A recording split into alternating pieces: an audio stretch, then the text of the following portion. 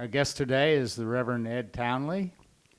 He is the founder of the Center for Spirit Expressing in Manchester, Connecticut. Ed, you're a well-known interpreter of the Bible, and you've been to Egypt many times. Yes. How have your trips to Egypt influenced your perspective on spirituality in your life? Well, it's interesting, Jay, because there are so many dimensions to the history of Egypt. Such a long, rich history. I think the first time I went, I had very little interest in the Bible part of it. I was there for the pharaohs and the ancient history. Since then, I've become quite fascinated by the importance of Egypt, not just as a location historically for the story that unfolds in the Bible, but as a symbol of that helps us understand our spiritual journey. As you know, Unity works with the Bible metaphysically, which means we recognize that there's a dimension to the Bible beyond the physical, beyond the history, beyond the people, that in which every character becomes a part of our consciousness, a thought in our minds, and the story then is carried forth not just in history, but within us every day as we go through making changes and making choices in our lives. And we encounter Egypt from the very first pages of the Bible forward, really. Abraham goes into Egypt because there's poverty and suffering in his homeland, and he's in search of abundance. He's in search of food, basically. And again throughout Hebrew scriptures, which we call the Old Testament, again and again the people turn to Egypt for sustenance, for abundance. And metaphysically, Egypt represents a level of achievement, of accomplishment. Egypt represents the highest sort of level we can reach on this physical plane. In terms of wealth, in terms of power, in terms of the arts, in terms of science. Egypt just represented all of that. And again, it becomes a place that the collective people or the collective thoughts in our mind turn to as a source of knowing what lies ahead or what the next steps are to be. So we have the Hebrew people who first are welcomed into Egypt as guests because there's starvation in their own country.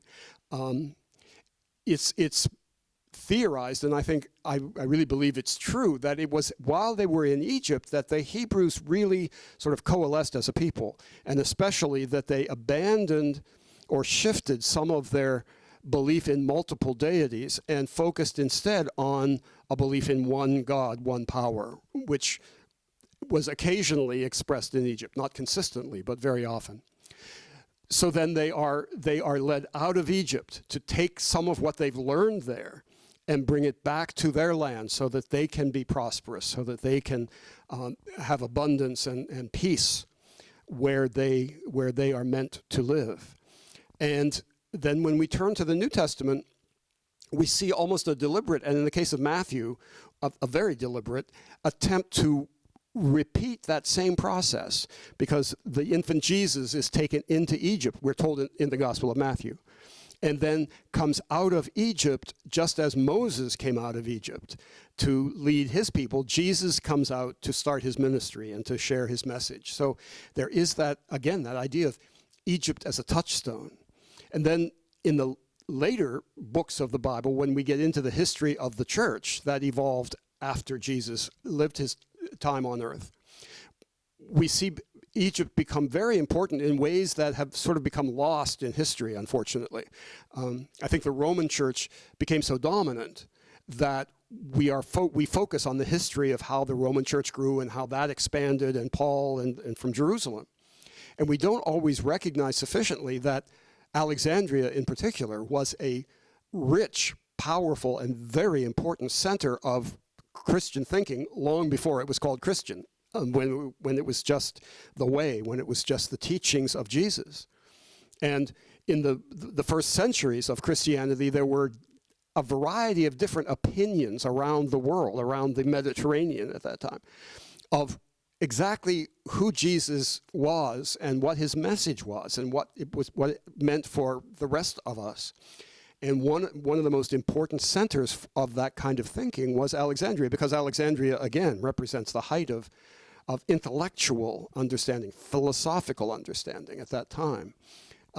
So I find it fascinating every time I go to Egypt. There's just more to discover about what a rich, almost cradle it has been for religious and spiritual thought throughout the Western world. So how do your spiritual beliefs affect your approach to other spiritual quests? Well, as you know, Unity is focused on what we call universal spiritual principles. One presence, one power is our rock base belief. There's only God. There is no power opposite to God. There is only the presence of God, sometimes imperfectly expressing through us, but always only God. So that gives us the freedom to find support for those principles and to support people believing those principles on all paths. In other words, we don't believe that unity has a lock on the truth, or that Christianity does, or that anybody does. You know, these are universal principles. There are many ways of approaching them and of studying them and of understanding them. And so that gives me the freedom, and a freedom I have joyfully grabbed at, to travel the world and to explore Buddhism and Hinduism and many different beliefs, looking for those universal principles that are common to all spiritual paths, and looking to see if each path has something unique and special to contribute to my personal growth. You know, so I'm not limited to just believing one teacher, one path. I need to choose a path to work, but I have the freedom to incorporate things from other paths that support me in moving toward those principles. Does that make sense? Makes a lot of sense, and the idea of us all being one is magnificent. Absolutely. And it's what every great spiritual teacher has tried to communicate. You know, nobody, not Buddha, not Jesus, certainly not Muhammad, claimed a unique power, but they recognized their commonality. They recognized the presence of God in each of us, as each of us. So they weren't trying to just command followers. They were trying to encourage everybody to find the power within themselves, and whatever helps us do that is a valid spiritual practice and tool. So I find them everywhere. And it certainly would be a better world if that theme were captivated by everybody. Well, I would say it will be a better world when it is, because I think that's the direction we're moving in. It's just taking us sometimes an agonizingly long time to get there, it seems. Certainly is a wonderful vision. Yes, it is. It is. That's what Jesus called the kingdom of heaven. And he didn't mean that it's something that will happen after we die. He meant that it was a possibility that we have the power to create here on this planet, and we are getting there, I think. We're moving in the right direction, but we could hurry up a little bit, it seems to me. Thank you for that. So based on your knowledge of Egypt and on your spiritual values, are there any thoughts you have about how the United States can help the poor people who are caught in the midst of all this conflict? Well, I don't think so much in terms of the United States, of a political entity. After all, the United States is just an expression of our individual consciousness. That's how it works. I think that, as I said earlier, I think it's very sad that we don't recognize how much of our energy derives from the history of Egypt and other, that whole part of the world, so that we can appreciate more how much we have in common and focus on that instead of what separates us, which are really minor things. We have a habit of getting into huge fights over minor details that really don't matter, and ignoring the fact that there is one presence, one power, and we're all part of that. And the more we work together, the more quickly we will accomplish our spiritual purpose. I don't think it's about the poor people of Egypt so much as people who are caught in an expression of a consciousness that they have outgrown. And that's not unique to Egypt or to the Arab countries. It's very endemic here in the United States too. Our governments are not always, are not ever, in fact, I think, in the forefront of spiritual understanding. So we can't expect the governments to do more than we are willing to do individually. And individually, I think by supporting in prayer, supporting in contributions and donations and energy and appreciation, not just those Christians who are in Egypt still and in a minority that is very often misunderstood and oppressed, but all of the people who are there, who really want what everybody wants. We want peace. We want to be able to support our families. We want to know that our kids are going to be able to have richer lives and a bigger horizon than we do ourselves. Those are all common goals and energies. I think if we focused on how we can help that, instead of making huge contributions to the military in Egypt, could we take some of that money and build schools or build roads or make the lives of those people richer and more enjoyable? Wouldn't that help us connect heart to heart, individual to individual, more quickly than we're doing now? But I think that to say, geez, the government should do something is just to kick the can down the road, which the government seems to be extremely good at. We have to do it ourselves. We have to create the consciousness, and then the government will have no choice but to follow along. My favorite example of that is the Berlin Wall. I grew up in the 50s being told and believing that there would be terrible nuclear war over, because we would have to knock down that wall and beat up the Russians. It just happened that one day the people said, I'm really sick of that wall.